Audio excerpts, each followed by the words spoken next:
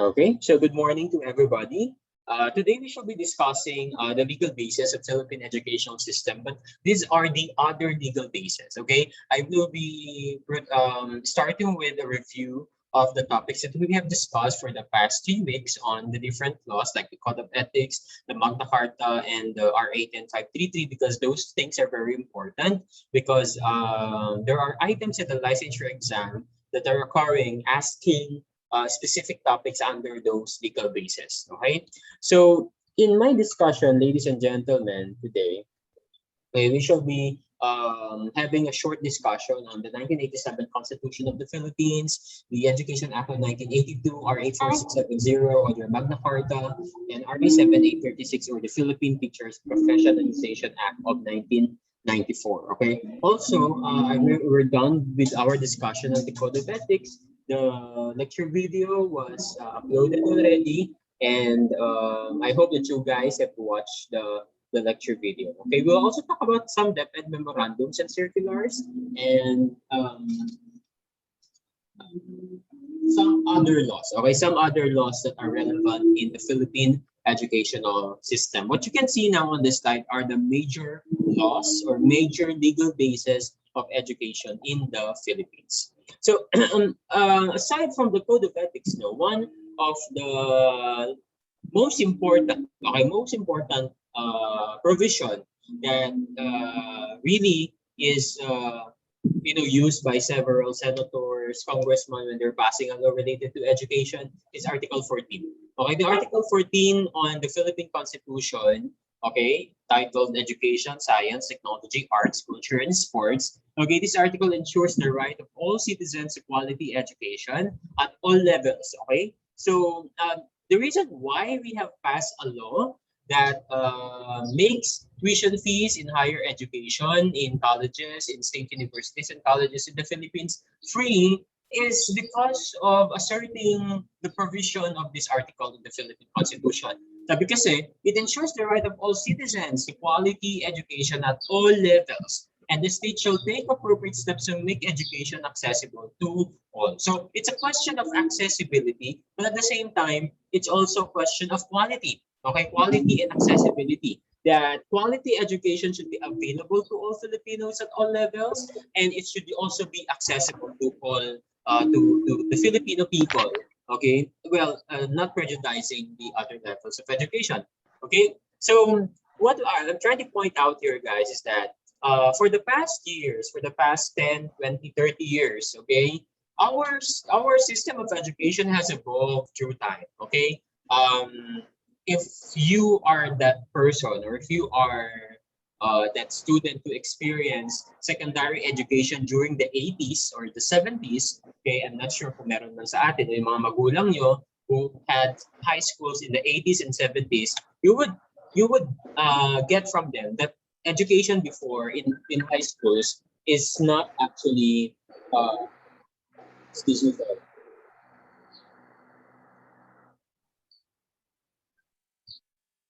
okay. So, moving backwards, ano sinabi ko kanina about, okay, yung secondary education. So, secondary education started to become free during the time of President Corazon Aquino. Okay, when the martial law was overthrown, okay, by President Marcos, one of the provisions of the 1987 Constitution was this, okay, and because ensure the right of all citizens to quality education at all levels, they passed a law that made secondary education free for all Filipinos who would take high schools, okay? So there was a question in the licensure exam regarding this, and I just hope that you guys, when you encounter this same question, you will know the answer, okay? What is free in the Philippines as of now, okay, as of now, is all levels, okay? We have free secondary education, we have free elementary education, and we have free higher education, okay? That's what I've mentioned a while ago. In 2018 or 2017, higher education has been made free by virtue of a law, the Unifast law, uh, signed by President Rodrigo Duterte. Okay, So yun. So naging libre na ang higher ed sa atin at naging libre na rin ang elementary at secondary, okay, during the time of Corazon Aquino. However, if you are asked what's compulsory, okay, what's compulsory is public elementary education. Okay? Secondary education is not compulsory. Hindi obligado ang mga magulang o kung sino man ang magpaaral sa mga bata sa high school. But what is compulsory is elementary education. Okay? So if you're asked the question of what is free and compulsory, that's public elementary education. But only free, okay, at hindi naman compulsory, that is secondary education. Okay? So take note of that, no? Take note of that. All right, so that's the Article 14 of the Philippine Constitution. Even in the Malolos Constitution and the 1935 Constitution, Article 14 there is also talking about education. So you might want to review that too. But anyway, moving forward, okay, I have discussed this previously, okay, in the outsourced video, RA 4670 or the Magna Carta of Public School Teachers. So the first question here is that, is the Magna Carta applicable also to teachers teaching in the private school? Okay, the quick answer is no. Okay, why? Because the title itself, the title of the law itself tells us that this art is a Magna Carta for public school teachers. So who enjoys the rights, the privileges that are stipulated in the law are those teachers who are teaching in the public school, elementary, high school, or even at the level. Okay, so there are many rights that are included there, and let us discuss some of these statements inside the Magna Carta of Public School Teacher Statement. Okay, so these are just some rights that you have: right to be informed of the charges in writing. We briefly discussed that in the Code of Ethics. Right to full access to the evidence in the case. Right to defend yourself. Right to appeal to clearly designated authorities, and this is important: right to a married couple, both of whom are school teachers, to be employed in the same localities whenever possible. Okay, so in the event that you guys will be able to land a teaching job in the Department of Education and you have found your soulmate there, okay, all but teaching in another place, okay, teaching in another school, you could actually request transfer. Okay, you actually request for transfer, and that is your given right. Okay, that is your given right that you can request for transfer because you are married to someone far from you. Okay, so if you want to change your residency nearer to your husband or nearer to your wife, that would be fine. Why? Because it is our right as public school teachers to be in the same school, or maybe not, okay, in a school near to the locality of your partner, okay, of your partner. Okay, so you could actually assert that. Okay, you could write that in your letter of intent of transfer, and they would really facilitate that one. Especially if you're building a family, yung mga newlywed couples natin, paano ba naman sila makakabuo kung malayo sila sa isa't isa. Okay, with regards transferring, the process there is that you have to write your principal, okay, your current principal, about your intent of transfer. And then you have to include in your letter why you wish to transfer and to which school you wanted to transfer. Okay, they have to know that because the principal will forward the letter to the division office, and the division office will be the one to take charge on looking at vacant positions in the school that you wanted to transfer. Okay, and then they will follow that up with the principal of that school. And once there's a vacant item or a position available, then that principal will attest that there is a position available for you to transfer. Okay? So that's how we do it, no? You don't go to the principal na pagta-transferin mo at magsasabi ka na gusto mo mag-transfer doon, but you have to course it through your current principal and then to the division office down to the principal na gusto mo ang pag-transferan. Okay, so how many years can a teacher be able to transfer? Okay, this is not a strict rule, though. Some principals give the chance to their teachers to transfer, even if they have not spent 3 years teaching in that school. Usually, kasi the rule is the principal is you have to spend 3 years in that school before you could transfer.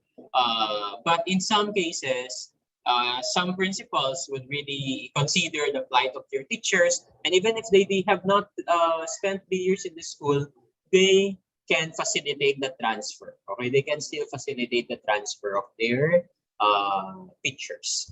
Okay. All right. Okay, so in terms of the leaves and retirement benefits, you have study leave. Pwede mag-study leave ang mga teachers provided that you have spent 7 years in the position. Okay, you can have indefinite leave. Sorry, excuse me. Yung indefinite leave naman ay, wari may sakit ka, and then you don't know when you will be healed of the disease, so you can file for indefinite leave. Okay. Maternity leave with pay, but this is not anymore for 60 days. Actually, for women parents, for female parents, you are given 110 days of maternity leaves. Okay, maternity leave. A vacation leave with pay and enjoy one range salary raise upon retirement. Okay, just a quick explanation of this. No, you know, teachers enjoy what they call teachers leave. Okay, we have what we call teachers leave. Now, ang mga principals at mga non-teaching personnel sa isang eskwelahan, they do not enjoy teachers leave. Kaya kung napapansin nyo, kung nagtatrabaho ko ngayon sa isang public school, the principal still goes to school even if it's vacation, even if it's Christmas vacation or summer vacation, because they are entitled to what we call VSL. Okay, VSL is vacation and sick leave. So they do not have teacher's leave. Tayong mga teachers, kung ikaw ay isang plain teacher lamang, meron kang tinatawag na teacher's leave. Okay? So you are paid even without going to school during vacations. Okay? In the previous years, ang vacations natin ay April and May. So you are even paid there even if you're not going to school because that's your vacation. Okay, that's your teacher's leave. And during Christmas vacation, yeah. So you aren't paid even though you're not going to school at those days. Okay. So, however, we do not enjoy VSL. We cannot get absent. Okay? We cannot get absent without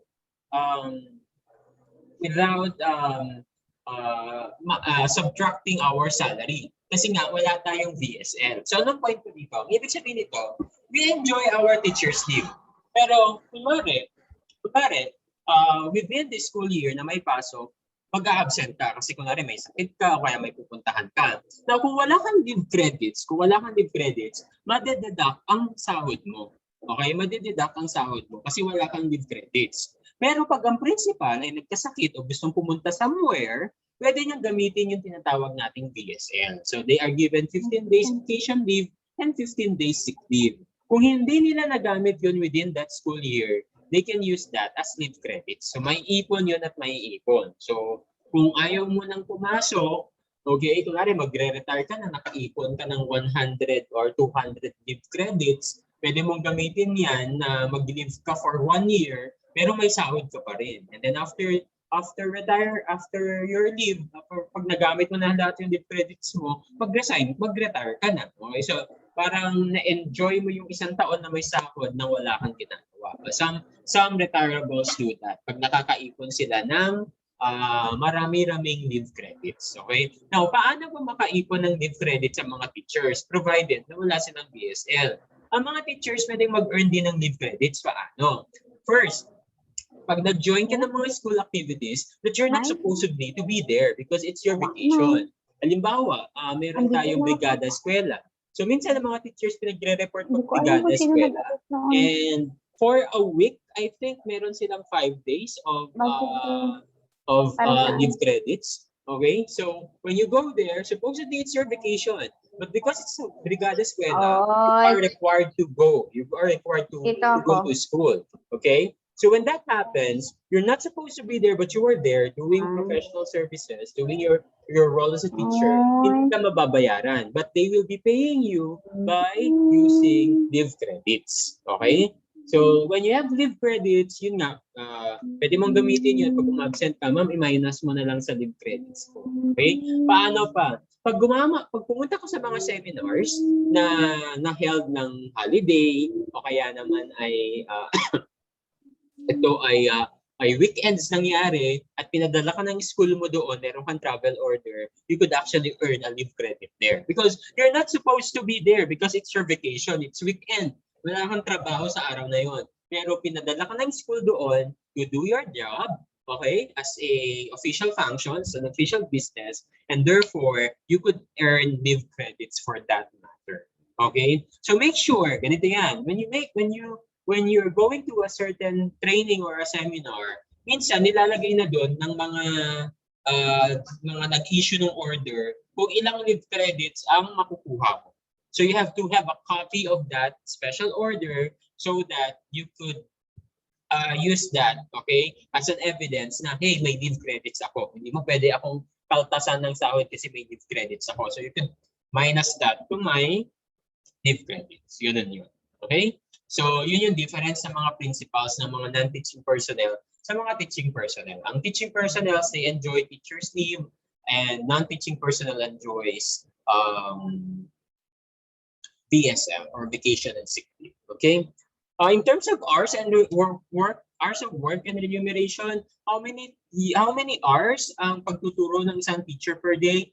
You are only allowed to teach maximum of 6 hours. Beyond that, you have to be eligible, or you're eligible of an overload pay.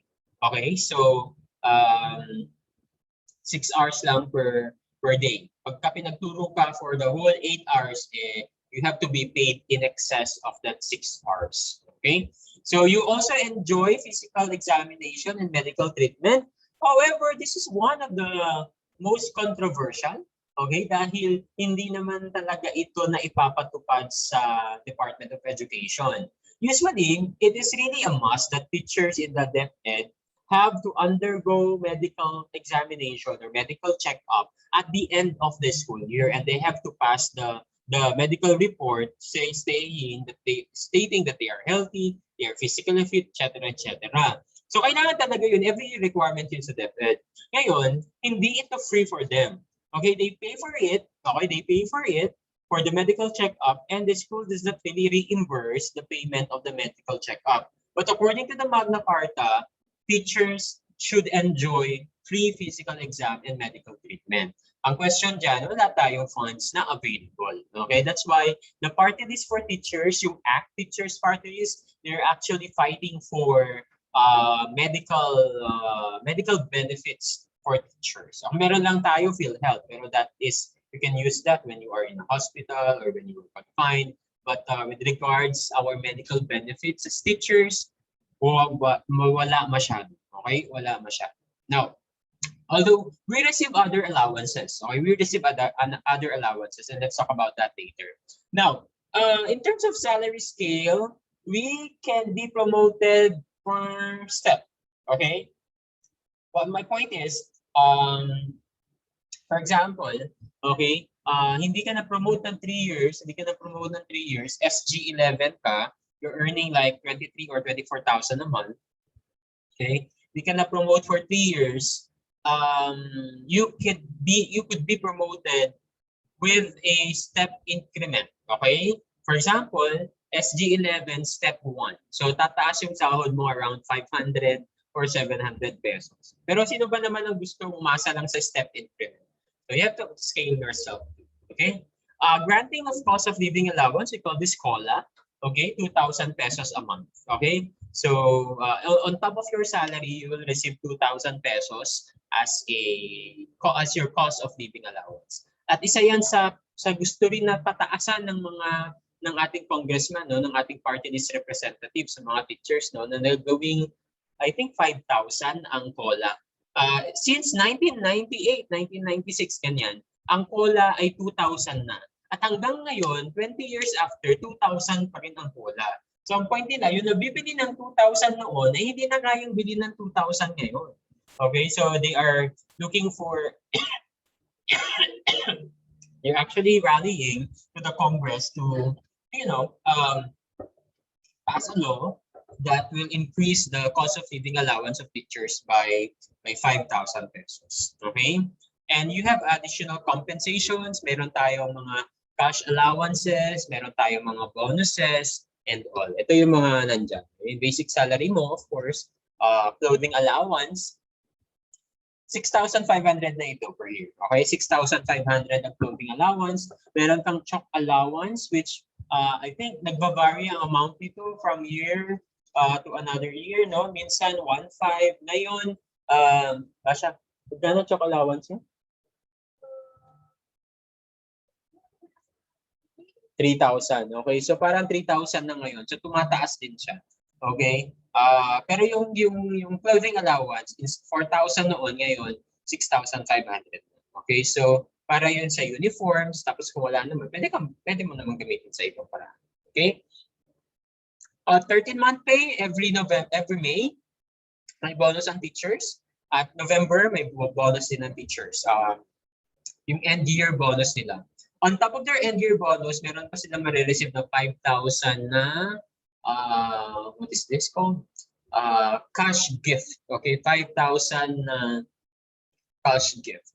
Okay? In fairness, joining the public government services, becoming a teacher in the public schools, medyo compared sa natatanggap nila noon. Okay, noon. Mas malaki naman ng dihamak ang mga natatanggap ngayon. Okay, medyo nag-improve na yung quality of living o yung quality ng salary ng mga teachers. Although it's undeniable na medyo maliit pa rin compared sa ibang profesyon. Okay, sa ibang profesyon.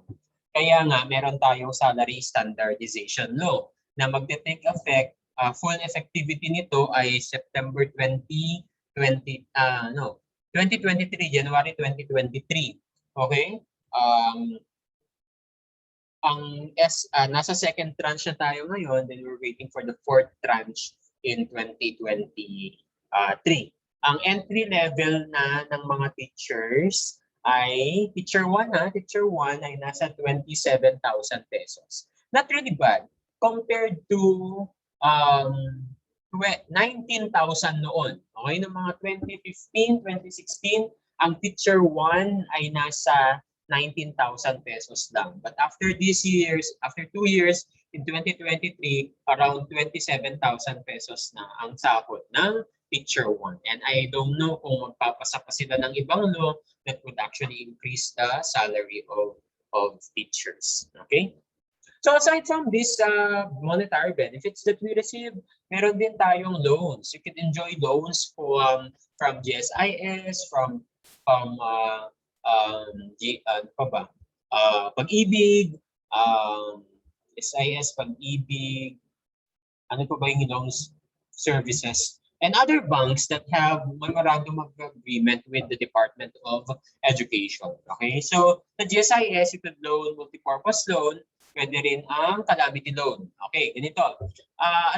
Advantage ito ng mga government officials or government personnel. Pag ikaw ay nasa gobyerno, tapos kunwari binagyo ka, tapos nag-declare ang lugar ng state of calamity, you could actually apply for a calamity loan. How much is a calamity loan from GSIS? 20,000 pesos yun. First application mo, 20,000. Okay, 20,000 pesos. Pag nag-apply ka ulit ng calamity loan, kunwari, second calamity loan mo na, you could actually loan as much as 40,000. Pero pag unang beses ka pa lang na nag-loan, 20,000 muna. Okay? Pero pag pangalawang beses na, you could loan as much as 40,000. So ang requirement naman dyan, pagka gusto mo mag-avail ng calamity loan, dapat yung lugar nyo ay nag-declare ng state of calamity. Okay? Nag-declare ng state of calamity so that you will be eligible with a calamity loan.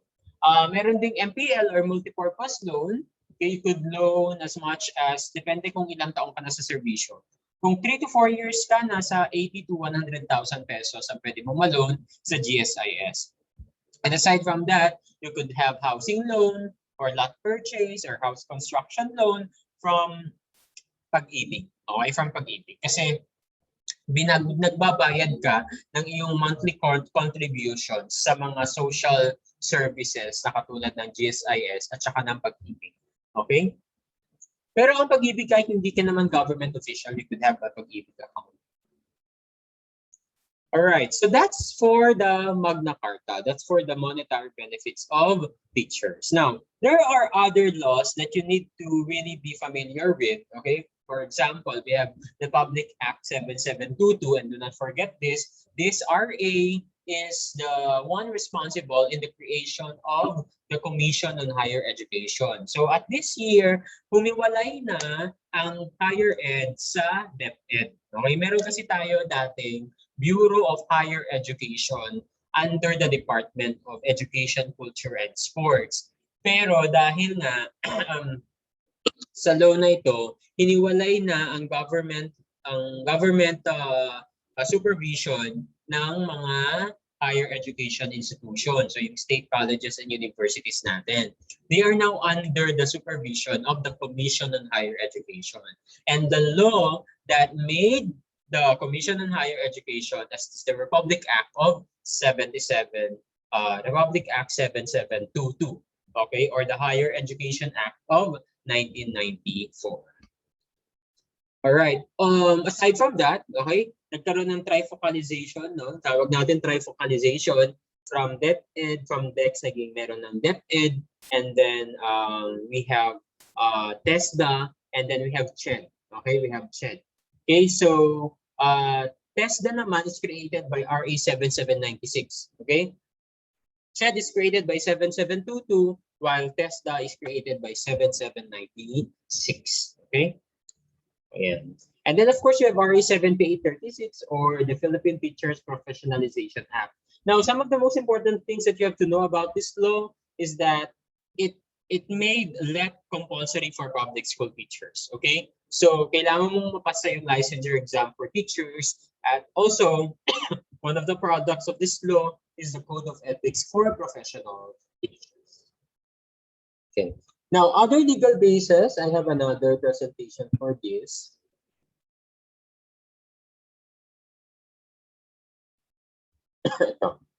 Yeah. So these are other legal bases that you have to be familiar with. Marami ito. Actually, this is 24 pages. No? Ang daming batas na ipinasa for the improvement of educational system in the country. You just have to simply browse them, okay, scan them. I will send the copy in your group chat mamaya, okay? But for the sake of discussion, I'll just pick some important laws here, okay, in this list of relevant laws on Philippine education. Okay, so we have here RA 6655, okay? RA 6655 is the Free Secondary Public Education of 1988. This is not 1998, no, 1988. RA 6655. So this law made secondary education free for Filipinos. Okay, don't forget that. And then of course, RA 7079. Ito naman for campus journalists ito. It's an act providing for the development and promotion of campus journalism and for their purposes. And also we have, of course, we have RA 9165, okay, or Comprehensive Dangerous Act of 2002. Of course, you know what RA 7836 is. RA 7610, Special Protection of Children Against Abuse, Exploitation, and Discrimination Act. So ito, tandaan niyo ito mga teachers ha, bawal na ang corporal punishment by virtue of this law. Okay. Also, we have RA 8190. Ang RA 8190 naman ay kung ikaw ay nag-a-apply at taga doon ka sa lugar na pinag-a-applyan mo, you have the right to be employed there. Okay? RA 8190 tells us about granting priority to residents of the barangay, municipality, or city where the school is located in the appointment or assignment of classroom public school teachers. And then we have RA 10627 or Anti-Bullying Act of 2013. We also have, I want you guys to know this, RA 10912, of course, ito yung controversial na RA, yung CPD law, okay, na hindi ka na pwede makapag-renew ng license mo without having CPD units. So how can you earn those units in CPD? You could join seminars accredited by PRC as CPD provider. So may mga mga private organizations that are hosting seminars and trainings, but you have to make sure that these trainings are accredited by PRC, the PRC accredited CPD providers, so that the PRC could actually count that as your CPD units. Okay, so make sure that you are joining seminars and trainings that are accredited by PRC. In the DepEd, meron tayong National Educators Academy of the Philippines, and they are also accredited by PRC. And when they organize seminars and trainings, you can use that for your CPD units. Okay, so don't forget RA 10912. Now, RA 9155, or the Governance of Basic Education Act of 2001. So dito, yung Department of Education, Culture, and Sports, or the DEX, is now renamed as Department of Education. Okay? However, one of the provisions also of this RA is on the supervisory functions of principals, of school heads. So yung organizational structure na rationalized in RA 9155. Okay? So the DepEd is a bureaucracy. Okay? It's a bureaucracy. It starts with the national level, the central administration tayo at national, headed by the secretary, down to the regional level. But under the secretaries or undersecretaries, and then we have the regional level, the regional directors heads the regional level, down to the division level, which is headed by a superintendent, schools division superintendent, and under him are different supervisors, and then down to the schools, and schools are headed by the school heads. Now, these school heads can take in the form of a principal, a head teacher, or maybe a TIC or a teacher in charge. There are schools kasi, lalo na yung mga maliliit na schools na walang principal. So what they have there are teacher in charge or TIC, or their head teacher manages the school. Okay, but for big schools, for those who are qualified, there are schools who have their own principals and assistant principals. Okay, so that's streamlined through RA 9155, or the Governance of Basic Education Act of 2001. Now, also we have let's talk about the Kindergarten Act. Okay, RA 10157. Okay, RA 10157. Compulsory na ang kindergarten education sa Pilipinas. Dati kasi before the K-12, kindergarten education is not compulsory. So pwede ka mag-grade 1 kahit hindi ka mag-kinder. But now, kindergarten schools are integrated in the elementary schools already. Okay, kaya siya tinawag na K plus 12 because kindergarten plus 12 years. Bakit? Yung 12 years, 6 years sa elementary and 6 years sa high school. 4 years sa junior high, 2 years sa senior high. So that's like 12 years already. Plus 1, which is kindergarten. So you are in school not only for 12 years, but for 13 years in addition to the kindergarten year. So kailangan mo mag-kindergarten before you could proceed to grade 1. Okay? Pero walang kindergarten 1, kindergarten 2. Kindergarten lang. Okay? So 1 kindergarten is enough. So that's RA 10157.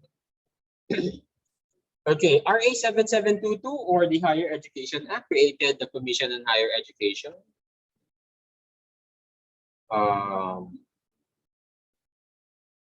RA 6725, or the GASPE law. What is the GASPE law? GASPE stands for Government Assistance to Students and Teachers in Private Education. Okay, dito nagbibigay ng subsidies ang government sa mga estudyante na nasa private school at sa mga teachers na nasa private school din. So, what are these subsidies? In some schools, no, hindi lahat kasi nagpa-practice dito pero my sister who is teaching in a private school in Manila, every year nakakatanggap sila ng almost 17,000 as their subsidy.